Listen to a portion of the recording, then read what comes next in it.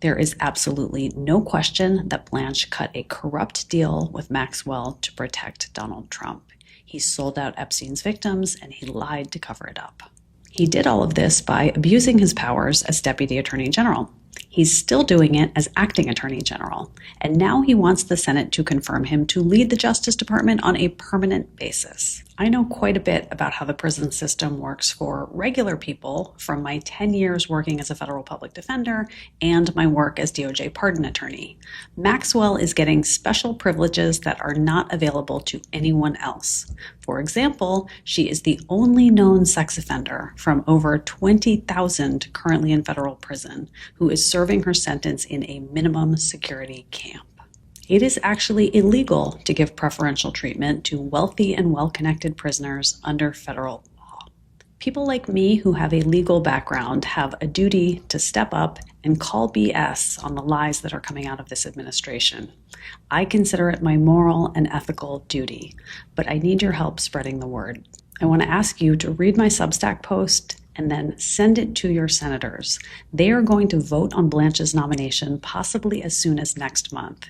They need to have all the facts, and they need to ask Blanche about the facts at his confirmation hearing. You can find the post by going to lawyeroyer.com, or you can find it on Substack. I'll also share the link in my bio. Thanks. Hey, everybody. The massacre, and the same man who was publicly reprimanded for using the N-word in court, and yet despite those red flags, he remained on the bench for years. Authorities do believe that there could be more victims and have set up a federal. How does someone like this, with this kind of history, stay in power for decades? How did he get appointed, and who kept reappointing him even after racial slurs, ethics complaints, and public backlash? This is a system failure, and the fact that a person like this could hold power for so long tells you just how broken that system really is. And I want to hear what you guys think. Should every case that this man... We now know that he abused children himself. He even hosted Zoom calls with other predators, teaching them the tricks of the trade. Investigators also uncovered messages between Gosnell and a man in Florida that were so graphic, agents called them unimaginably disturbing.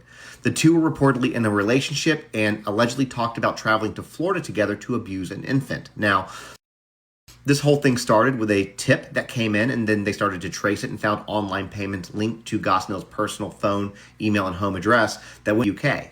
When federal agents raided his home, they found 14 USB drives, multiple computers, discs, and even old VHS tapes filled with explicit content involving infants. The President of the United States pardon a convicted narco-trafficker?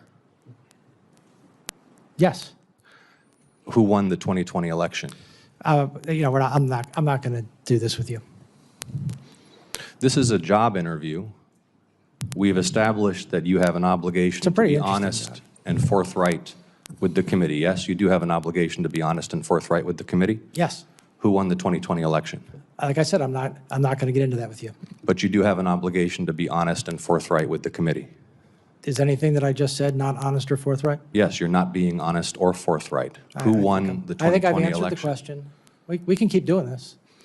Well, we're going to keep doing it because you're not being honest and forthright. No, I'm not going to engage in the theater.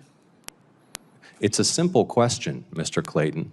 And I've answered Who won the 2020 presidential election? I've answered it. You're here asking for the support of senators to lead America's intelligence community. We've established that you have an obligation to be honest and forthright with this committee and with the American public, but you refuse to answer a simple matter of fact about the 2020 election. Is that right? No, that's not right. Then answer the question. Who won the 2020 election? I have answered the question. Answer it. What is your answer? I've given you my answer. What is your answer? You refuse to answer a basic question about who won a presidential election, but you asked to lead America's intelligence community? Isn't it humiliating to be unable to answer this question, to have to indulge the president's delusions? We know, you know, everybody in this room knows the truthful answer to that question. Why can you not give it? I think I gave you the answer. Are you aware that Director Gabbard was present at the Fulton County raid in Georgia earlier this year? You discussed that with me yesterday in your office.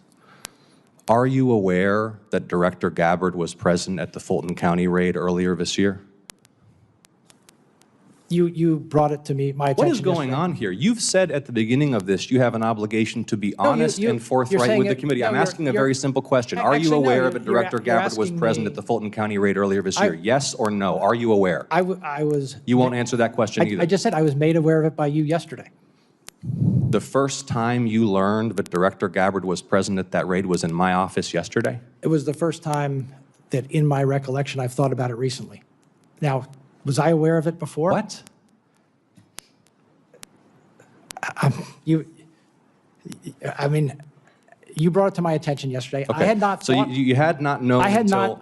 not thought about it until you brought it to my attention yesterday. Your answers lack credibility. Your testimony lacks credibility. You're being evasive and you're not being candid or forthright. And everybody across the country is going to watch this and know that. Are you aware that former Director Gabbard testified that her presence at the raid was, quote, requested by the president?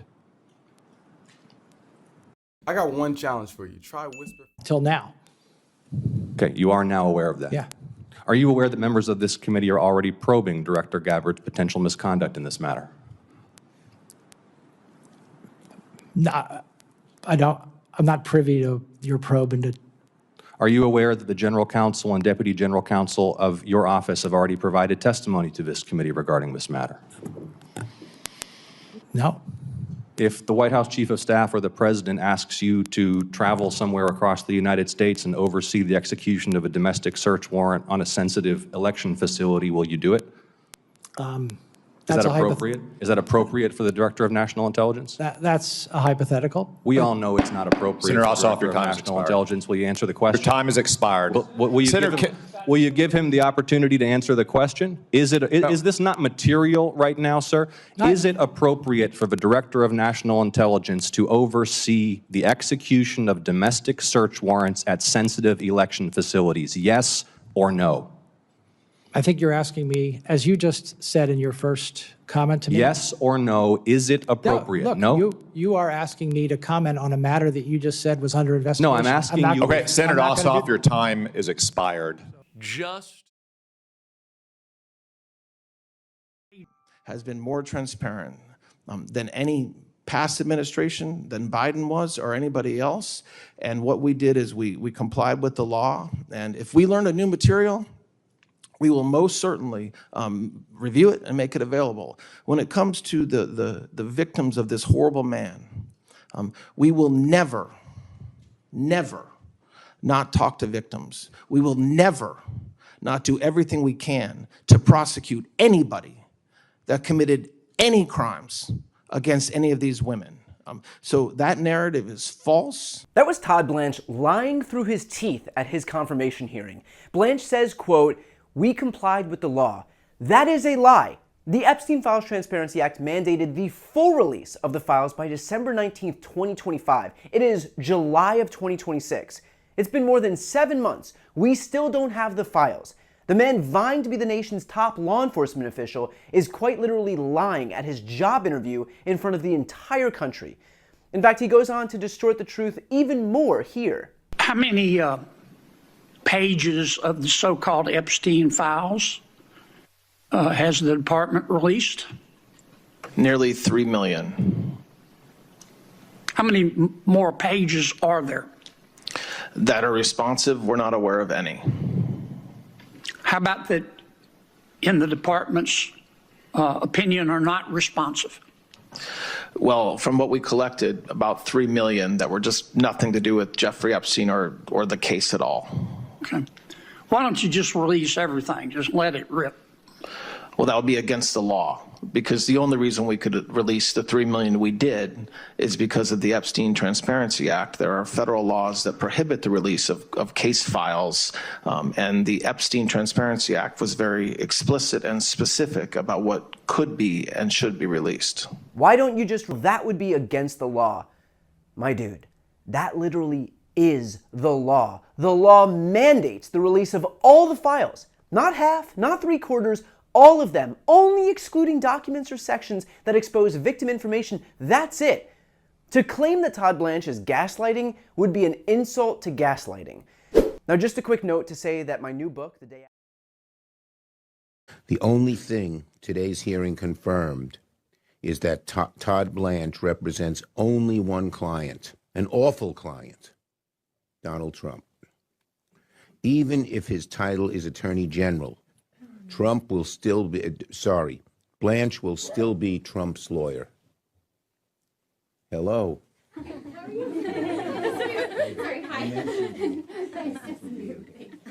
Sorry.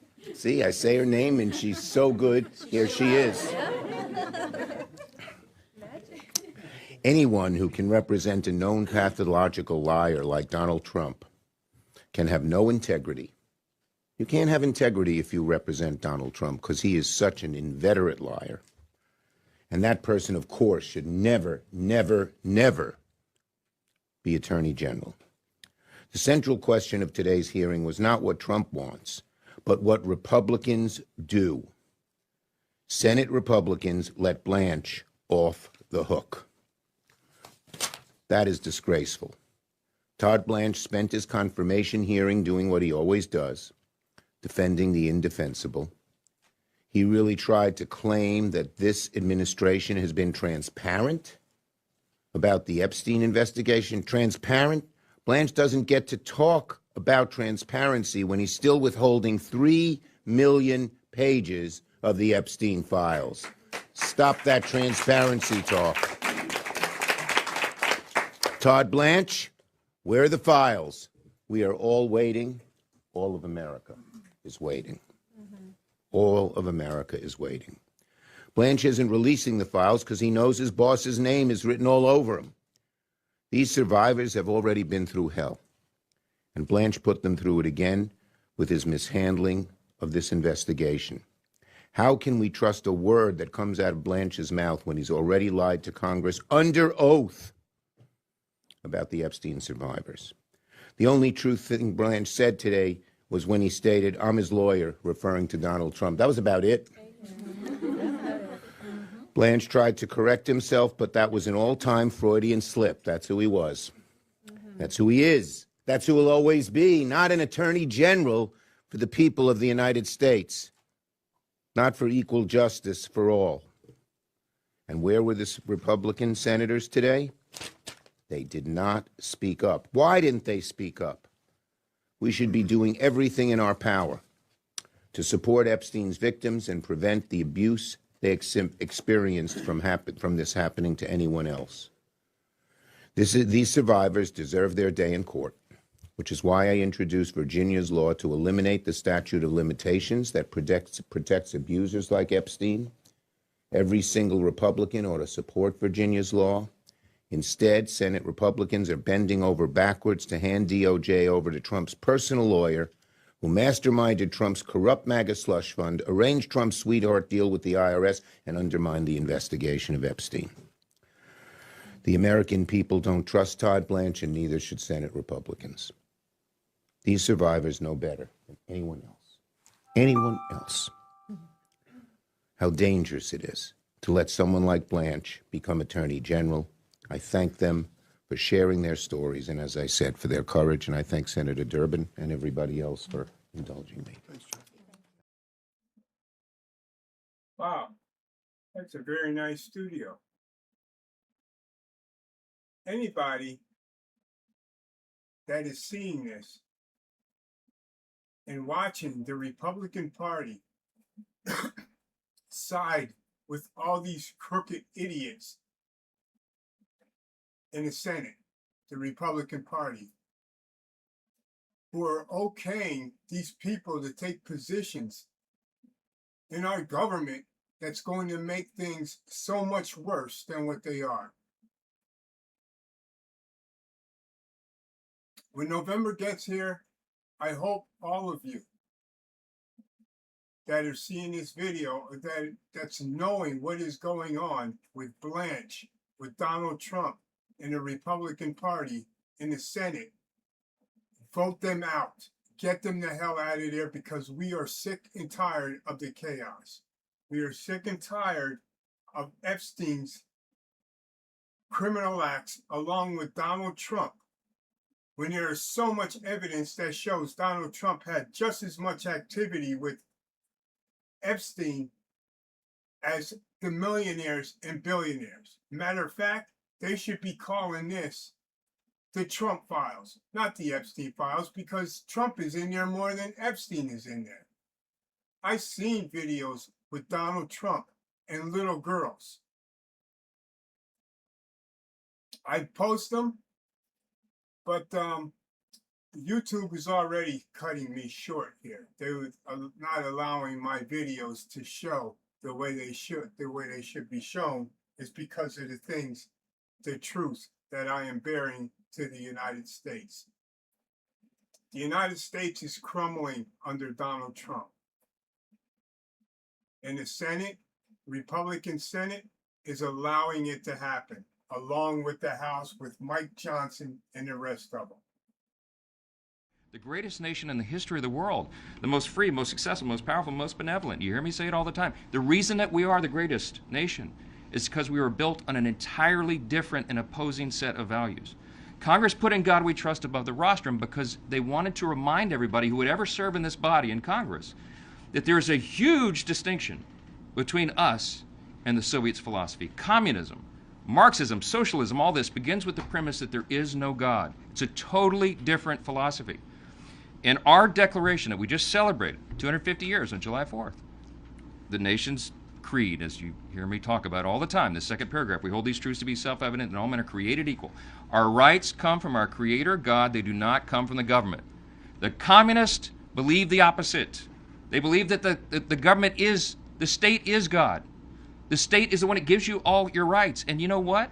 The state can also take those rights away. And that's exactly what happens. It's inevitable.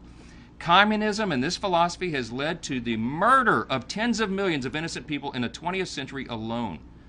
It is a nightmare. It is a trail to certain death, okay? And that's why we're speaking in such stark terms, because we need America to wake up. We're not even, look, 35 years ago, Republicans and Democrats in Congress, when I was coming up in, the Reagan years, they were fighting communism on a distant shore. Now it's here. But in Congress, they all agreed on that. They obviously knew that we had to fight communism. And so what they were doing here for domestic policy, that was foreign policy. Domestic policy, they were arguing over, marginal tax rates and the shades of regulation and how large the government should be. There wasn't a huge difference, a chasm between the two parties. Those days are gone. Right now, domestically, we are arguing, we are debating, we are fighting. The election will be over whether we're going to maintain our freedom in a constitutional republic, the greatest experiment in self-governance in the history of the world, the longest surviving constitution on the planet, the nation that everybody wants to emulate and everybody wants to come here. We have to seal our borders so they won't flood over them. We're the only nation in the world that has that distinction. We're the last great superpower. We are the greatest nation in the history of the world. We are fighting right now in Congress over whether we're going to maintain our status as a constitutional republic or we're going to trade that in, dismantle the foundations, and go down this dark road of death to communism. The reason my career, and I've worked at different places, I have never had 1,200 plus, more than 1,200 of former employees of a place that I work at that have signed a letter telling the United States Senate that I shouldn't get a job. I want you to think about this number. More than 1,200 former employees of the Department of Justice who served as career employees and appointees during both Republican and Democratic administrations have now sent a letter to Senate Judiciary against the nomination of Todd Blanche, the acting Attorney General of the United States, for the permanent job of Attorney General. These more than 1,200 former DOJ employees, they are not signing this letter because they're like, ooh, burn book, let me go do this. They're not being petty. They're not being vindictive. They are not acting out of cheap scorn for Todd Blanche. They could have just as easily not signed the letter. But committing themselves to this position is an act of bravery during a time when this administration under convicted felon Donald Trump prizes doxing, prizes calling people out individually for having the integrity and the decency to speak up and speak out because the issue merits it. Every person who has signed this letter is a true believer in the rule of law. And they deserve our applause, they deserve our support, and they deserve to be recognized because those signatories to this letter, to the Senate Judiciary Committee, opposing the nomination of Todd Blanche as the Attorney General of the United States, those signatories, they are true patriots. Well, I'm gonna tell you right.